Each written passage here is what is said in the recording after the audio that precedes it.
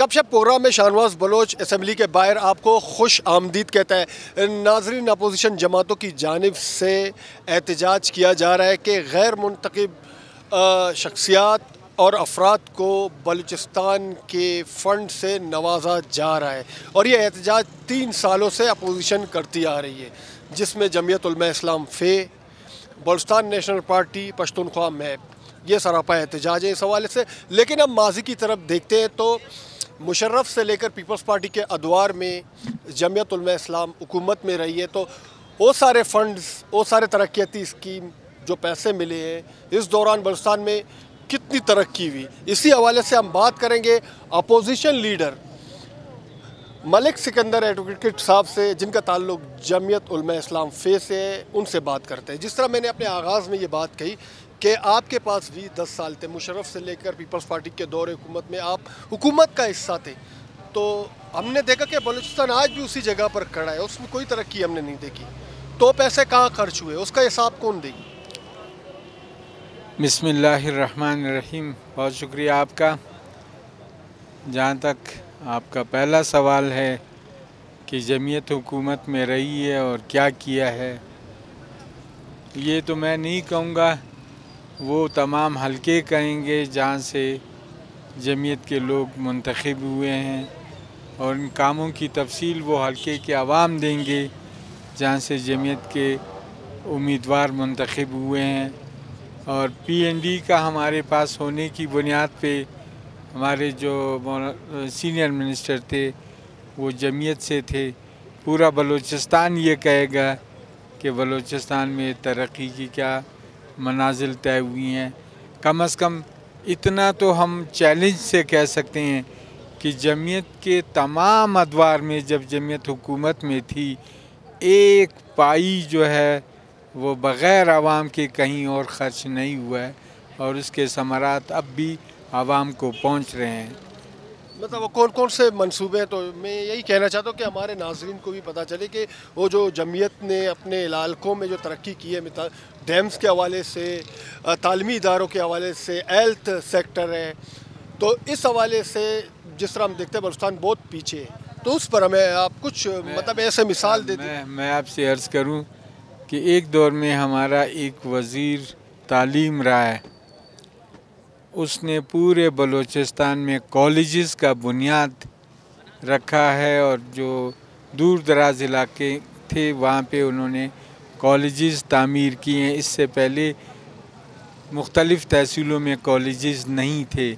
عبدالواحد صدیقی صاحب ہمارے minister education تھے۔ اسی طرح گرلز سکولز ہائی کیے تمام باہر کے علاقوں میں، تاکہ بچیاں جو ہیں وہ تعلیم حاصل کر سکیں۔ جو شیلٹر لیس سکول تھے، سینکڑوں کی تعداد میں وہ شیلٹر لیس سکول جو ہے انہوں نے وہاں بلڈنگ تعمیر کی، اور بچے آج خوش و خرم ان میں تعلیم حاصل کر رہے ہیں۔ جہاں تک تعلیم کو فروغ دینے کے لیے اس دور میں کام ہوا ہے، میں نہیں سمجھتا کہ اس سے پہلے یا اس کے بعد ہوا ہوگا۔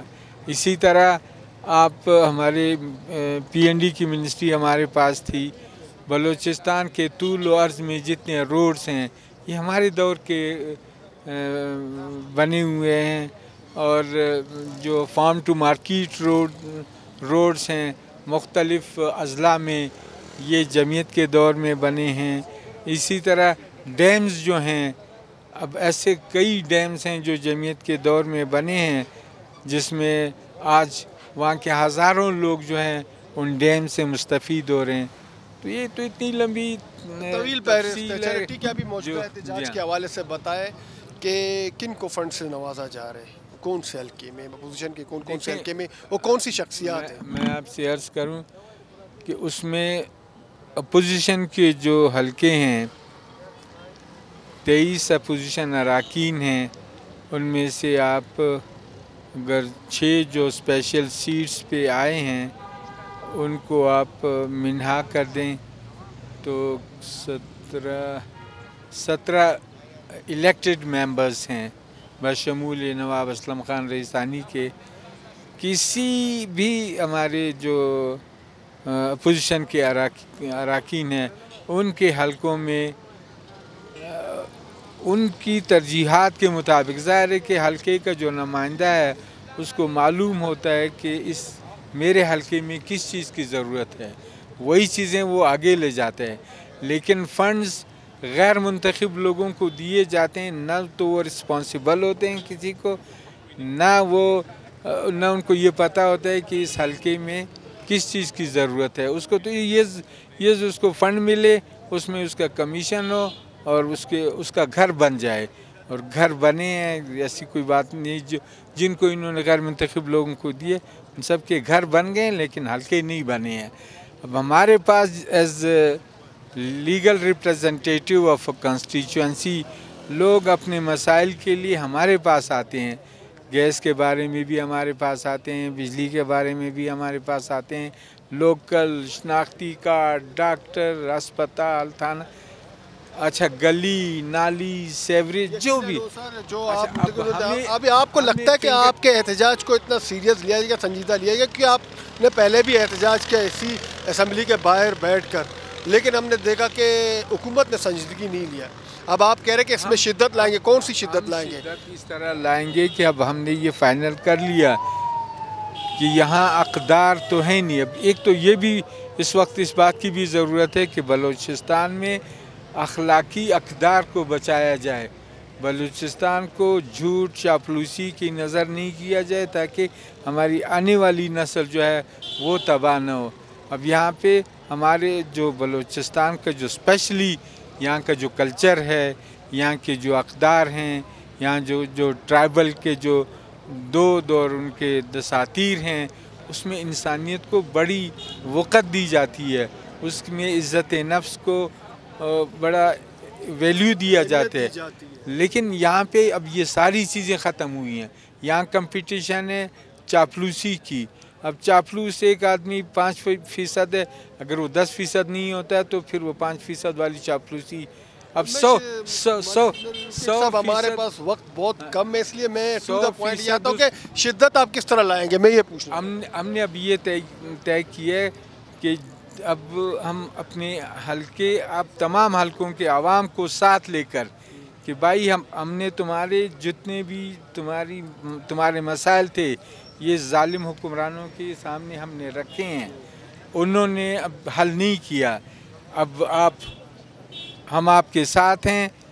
تمام یہ جو حکومت ہے، اس کا جو تخت ہے، اس کا جو مواصلاتی سسٹم ہے، اس کو سب کو جام کر دو تاکہ پھر ان کو پتہ چلے. پرتشدد احتجاج پر آپ آئیں گے؟ جو احتجاج ہوتے ہیں، جو جس حد تک سیاسی احتجاج ہوتا ہے وہ ہم احتجاج کریں گے. مطلب اس میں تشدد کا عنصر بھی ہوگا، تشدد نہیں کیا جا سکتا جو آپ وہ اگر وہ خود اس کو نہ چھوڑیں تو تشدد ان کی طرف سے ہوگا، اس کی ذمہ داری ان پہ ہوگی.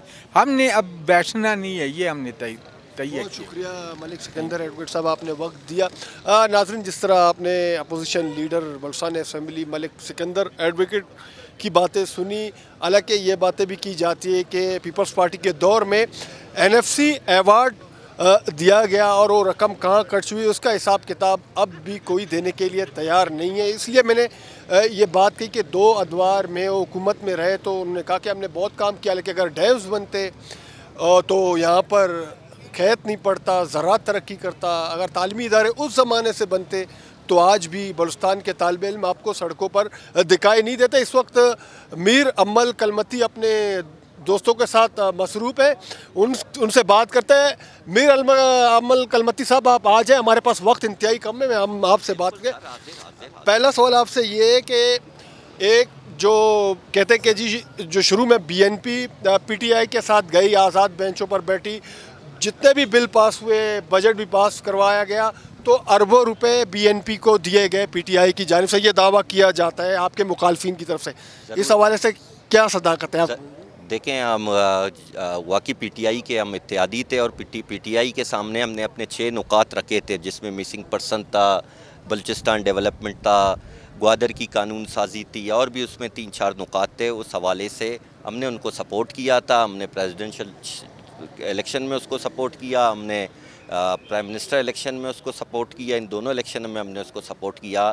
پہلے سال انہوں نے ہمارے ساتھ صحیح چلے کچھ مسنگ پرسن ریلیز کر دی ہے، جس سے ہم یہی سمجھے کہ ہماری پارٹی کی محنت رنگ لائی ہے. 500-600 لوگ ریلیز ہو گئے ہیں، اور 500-600 لوگ مینس 6-7 ہزار خاندان جو ہے ان کا مسئلہ حل ہو گیا ہے. مزید وہ حل کریں گے. دوسرے سال ہم ان کو بولتے رہے، وہ ہمیں بھی بولتے رہے ہم قانون سازی کرنے جا رہے ہیں، لیکن گوادر کی قانون سازی بھی انہوں نے نہیں کی. ہم سے بل لیا، قومی اسمبلی سے اپروو کیا، پھر سینیٹ میں گیا، ابھی تک وہ پڑا ہوا ہے. 6% کوٹا تھا جس میں جابس کے حوالے سے فیڈرل، اس کا نوٹیفیکیشن تو جب ہم نے چھوڑ دیا اس کے بعد کیا. اور ڈیولپمنٹ کے حوالے سے ظاہر سے بات ہے، ہم نے ان سے پہلے ہی کہا تھا کہ آپ بلوچستان میں ایک ڈیولپمنٹ پیکیج دیں گے، تو انہوں نے کچھ تو پہلے سال دے دیا، لیکن وہ بھی سارے پروجیکٹ انہوں نے پہ روک دیے تھے. تو 20 ارب روپے اسی میں کہ جو 20 ارب روپے نہیں تھے، وہ 10 ارب سے بھی نیچے تھے، اور وہ پھر انہوں نے روک دیے ہیں بہت سارے پروجیکٹ. اچھا، آپ کو نہیں ملے؟ کہتے کہ آپ بی این پی کو ملے اور انہوں نے اپنے یہاں حلقوں کے اندر بندرباٹ کر دیا اپنے ارکان کے اندر؟ نہیں، اس میں بندرباٹ کی بات نہیں ہے. ظاہر ہے ہم اس وقت مخالفین کی جانب سے یہ الزام ہے. ظاہر سی بات ہے، ہم اس وقت حکومت کو ہم سپورٹ کر رہے تھے، تو ہماری یہ ترجیحات جو تھی، ہمارے نمائندہ جو نیشنل اسمبلی میں بیٹھے ہوئے، ظاہر سی بات ہے ان کے حلقوں کے ڈیولپمنٹ کے حوالے سے تھے، وہ ضرور انہوں نے ڈالے، اور پھر انہوں نے روک دیے ہیں سارے. کچھ ہو رہے ہیں، کچھ روک دیے. تو اب جو یہ احتجاج ہو رہا ہے، جس طرح ہم دیکھ رہے ہیں کرپشن و کمیشن جام حکومت کے حوالے سے، خیر و ناصب میں اس طرح 3 اپوزیشن کے حلقوں میں غیر منتخب کرپٹ مافیا کی مداخلت بند کرو. گوادر میں آپ کا حلقہ ہے، وہاں کسے نوازا جا رہا ہے؟ دیکھیں، گوادر میرا حلقہ ہے، اور گوادر میں میرے خیال سے اسٹیڈیم کی ضرورت سے زیادہ پانی کی ضرورت ہے. اور اس وقت بھی آج صبح میرے گھر سے، میں ایم پی ہوں اس شہر کا، میرے گھر سے مجھے فون آیا کہ ڈیم کا جو پانی آ رہا ہے، کیونکہ وہ ختم ہو گیا، بالکل لاسٹ سٹیج پہ 15-20 دن کا رہ گیا، وہ بالکل پیلا پیلا ہے. انہوں نے کہا ہم کل سے یہی پانی پی رہے ہیں، اور ہمیں تو پورے شہر کی کیا حالت ہے. اب جہاں دیکھیں، جب آپ حقیقی نمائندگان کو وہاں سے ان کی ترجیحات کو لیں گے، وہ پورا ڈسٹرکٹ دورہ کرتے ہیں، ان کو ایک ایک ایریے کا پتہ ہے، اور اپنے حلقوں کے منتخب نمائندوں کو اپنے حلقوں کی ہر چیز پتہ ہے، کیا لوگوں کی ضروریات ہیں، کیا چیز پہلے ہونی چاہیے، کیا بعد میں ہونی چاہیے. اب گوادر میں پانی کی ضرورت ہے، پانی نہیں ہے ہر سال، حالانکہ ڈیمز بن چکے ہیں، پائپ لائنوں کے لیے اتنے پیسے لگ گئے ہیں، تو ان لگنے کے بعد ان کو فنکشنلائز بھی تو کرنا ہے. تو ظاہر سی بات ہے یہ حکومت کی ذمہ داری ہے. اب گوادر میں 26 کروڑ روپے صرف پی ایچ ای کے فیول کی کانٹریکٹر کے لائبلٹیز ہوں، تو سسٹم کہاں سے واٹر سپلائی آپ چلا سکتے ہیں. اور اس وقت میں دعوے کے ساتھ کہتا ہوں، کوئٹہ سے بھی زیادہ جتنی بھی واٹر سپلائی اسکیمیں ہیں، جتنے کہ گوادر میں ہیں، اتنے کہیں پہ بھی نہیں ہیں. اور اس کے باوجود آپ گوادر کا بجٹ اٹھا لیں، فیول کا، باقی چیزوں کا.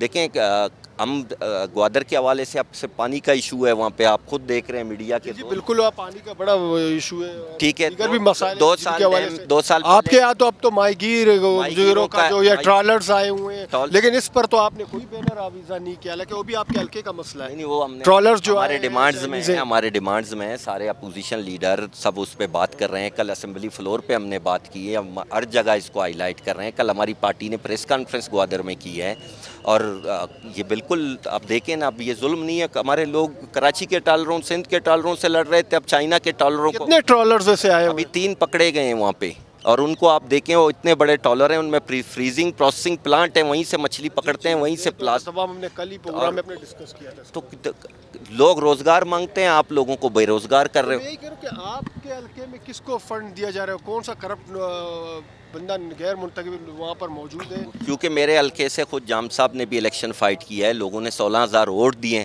اب ان کی ترجیحات اسپورٹس ہے اور باقی چیزیں، میری ترجیحات لوگوں کو پانی دینا، تعلیم دینا، ماہی گیروں کے مسائل حل کرنا.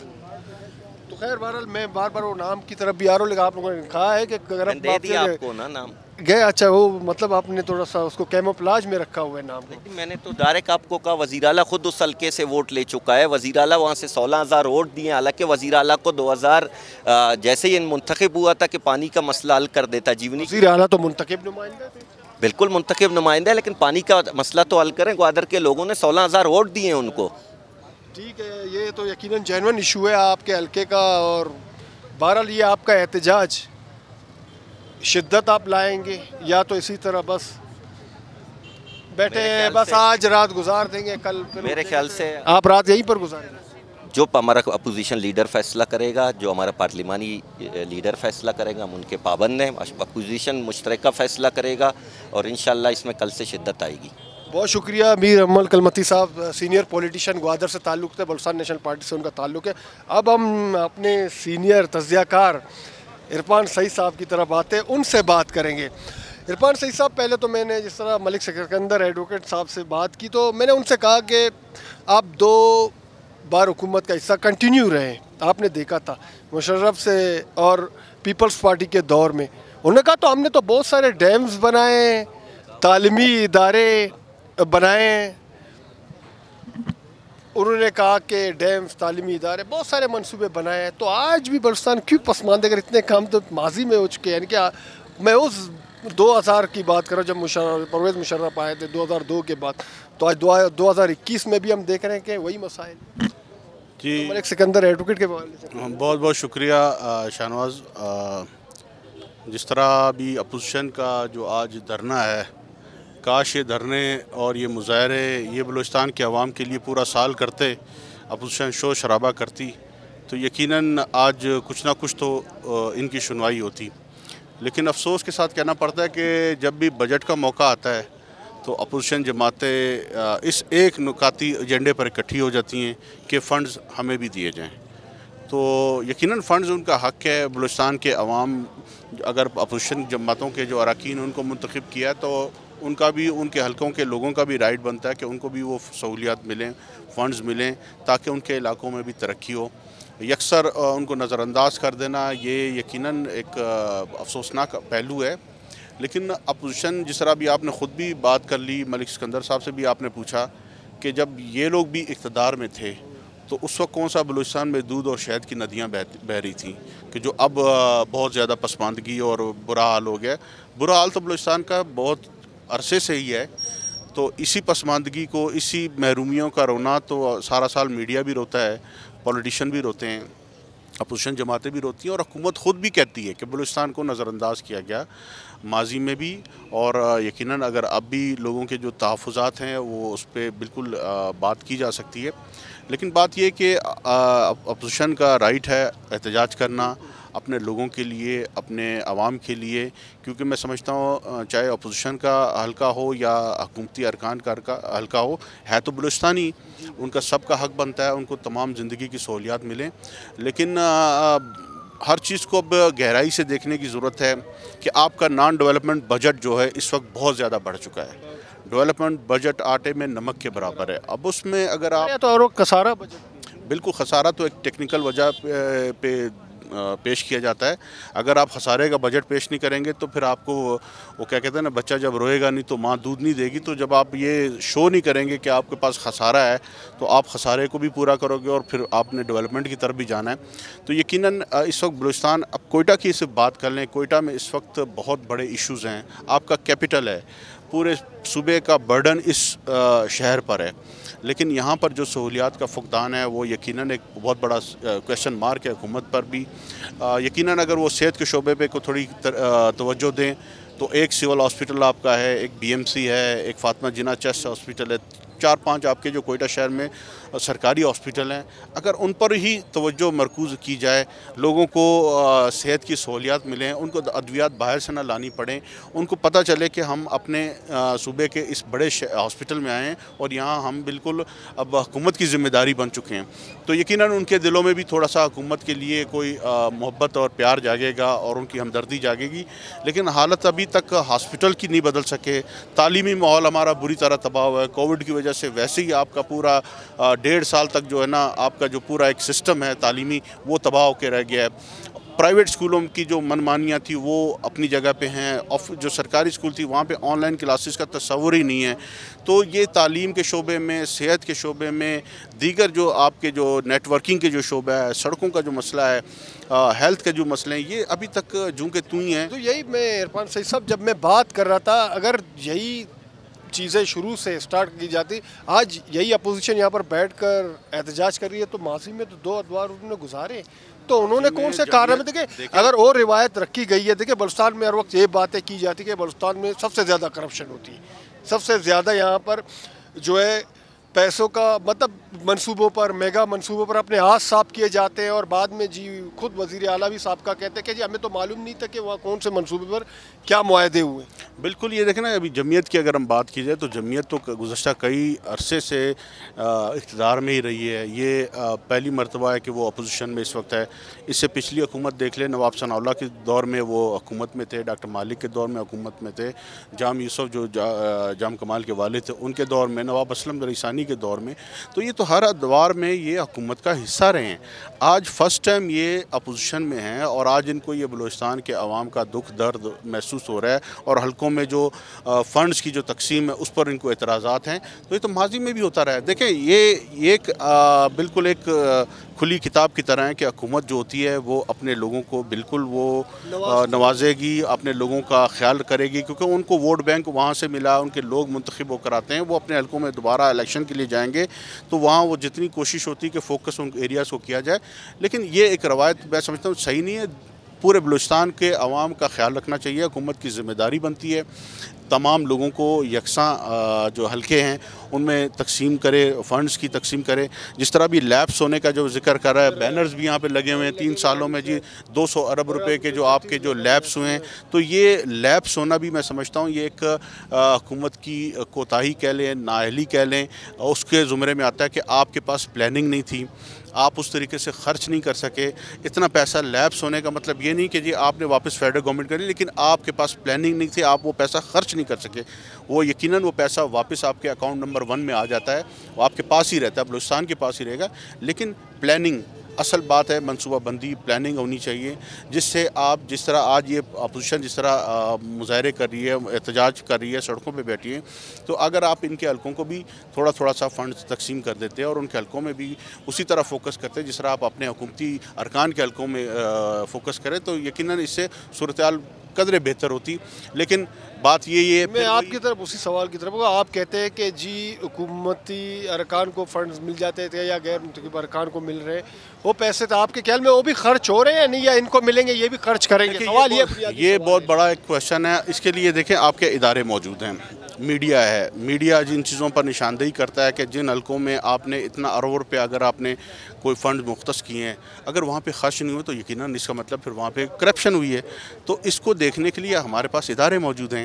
हुकूमत की अपनी एक वज़ीर आला की एक CMIT है, वो देखे जाके हलकों में देखे काम किस कदर हुआ, क्वालिटी का काम हुआ या नहीं हुआ, या सिर्फ सारा फज हुआ, वो कहीं पे ज़मीन पे कोई प्रोजेक्ट का नामो निशान नहीं, लेकिन कागजात आपके भरे हुए हैं, फ़ंड्स आपके रिलीज़ हो चुके हैं। तो ये चीज़ें देखना हुकूमत की ज़िम्मेदारी बनती है। हुकूमत पे इस वक्त सबसे बड़ी ज़िम्मेदारी आयद होती है कि वो इन चीज़ों को देखे और जिन जिन जो हलके पसमानदा रह चुके हैं उनकी तरफ तवज्जो दे, उनको उस लाइन में लाए जो दीगर अजला। हालांकि अजला तो हमारे बलूचिस्तान के, हम कोयटा की अगर मिसाल दे रहे हैं तो कोयटा में इस वक्त क्या सूरत हाल है। कोयटा में पीने का पानी इस वक्त सबसे बड़ा मसला है, बिजली का सबसे बड़ा मसला है। यहाँ पे सर्दियों में गैस का मसला होता है। तो आपके बड़े शहर में जो चंद लाख की आबादी है, बड़े शहरों में तो आपके पास छोटे जो अजला हैं वहाँ तो कुछ भी नहीं है। जहाँ पे बड़ा शहर जो आपका फोकस है, जब खुशदार से भी लोग आते हैं, जोब से भी आएंगे, लोरलाई से भी आएंगे, चमन से भी आएंगे, मकरान से भी लोग आएंगे। यहाँ चूँकि लोगों को एक खुशफहमी है उनकी कि यहाँ पे हेल्थ की फैसिलिटीज़ उनको मिलेगी, एजुकेशन की फैसिलिटीज़ मिलेगी, तो वो मायूसी होते हैं। यहाँ पे इंफ्रास्ट्रक्चर को बेहतर करने की ज़रूरत है। अगर आप कोयटा को ही मॉडल सिटी बना दें पूरे सूबे की, तो यकीनन ये हमारे लिए एक बहुत बड़ा एक एजाज़ होगा, बलूचिस्तानियों के लिए होगा, खुशदार वाले को भी आगे फिर यहाँ पे परेशानी नहीं होगी। अगर आप सिर्फ कोयटा को ही फोकस कर दें, बाकी अजला की तो बाद में नंबर आए, लेकिन अगर इनको फोकस कर दें तो मैं समझता हूँ कि बहुत सूरत हाल बेहतर हो जाएगी, हालात बेहतर होंगे। तो यकीनन हम उम्मीद रखते हैं कि जाम कमाल की हुकूमत जो है बलूचिस्तान के लिए जो वो उनका विज़न है, देखें उनका विज़न, उस पर कोई हम जाम कमाल वज़ीर आला के जो विज़न पे हम उस पर कोई वो नहीं क्वेश्चन नहीं उठाते, क्योंकि वो चीज़ों को अच्छी बेहतरी की तरफ ले जाने की कोशिश कर रहे हैं, प्लानिंग कर रहे हैं, लोगों के साथ बैठ के बात कर रहे हैं, कोशिश कर रहे हैं कि चीज़ों को बेहतरी की तरफ लेके जाएं। लेकिन जो टीम होती है ना, ये टीम वर्क है। टीम आपके साथ अच्छी एक टीम होनी चाहिए, इकनॉमिकली आपको जो अच्छे मशवरे दे, اچھے اچھے پروجیکٹس کے حوالے سے جس سے عام آدمی کو ریلیف پہنچے. صرف ایک آدمی کی جیب میں پیسہ جانے سے یہ منصوبے بالکل بیکار ہوں. بہت شکریہ عرفان سعید صاحب. ناظرین، جس طرح آپ نے اپنے سوالات رکھ کے، حالانکہ ہم نے کسی کو ذاتی طور پر ریٹ نہیں کیا، ہم نے معلومات کی بنیاد پر بات کی. ماضی کی حکومتوں کے اندر جو اب اپوزیشن میں ہیں وہ حکومت کا حصہ رہے ہیں. جس طرح ہم نے جمعیت کا موقف لیا، BNP کا موقف لیا، اور عرفان سعید صاحب نے بھی اپنا تجزیہ پیش کیا، تو بلوچستان کا ٹریک ریکارڈ بہتر نہیں ہے حکومت کے حوالے سے، اپوزیشن کے حوالے سے. یہ گیم چلتا رہتا ہے یہاں. بہرحال بلوچستان کی عوام جو ہے وہ آس لگائے بیٹھے ہیں کہ ان کی جو ہے تقدیر بدلی جائے. بجٹ جو جس طرح بنایا جاتا ہے اور جس طرح پیش کیا جاتا ہے تو اس پر عمل درآمد بھی اسی طرح ہونی چاہیے. لیکن افسوس یہی ہے کہ ہم کہتے ہیں کہ ہمارا ٹریک ریکارڈ بہت خراب رہا ہے. جس طرح ہم نے NFC ایوارڈ کا ذکر کیا، اس کے پیسے کہاں گئے؟ دیگر منصوبے جو پاس کیے گئے وہ کہاں ہیں؟ ڈیمز کے جو اعلانات کیے گئے تو آج بلوچستان کیس سالی کا سامنا نہ کرنا پڑتا انہیں. ہیلتھ، ایجوکیشن آپ کے سامنے، فیصلہ آپ کو کرنا ہے. شاہ نواز بلوچ کو اجازت دیجیے. اللہ حافظ.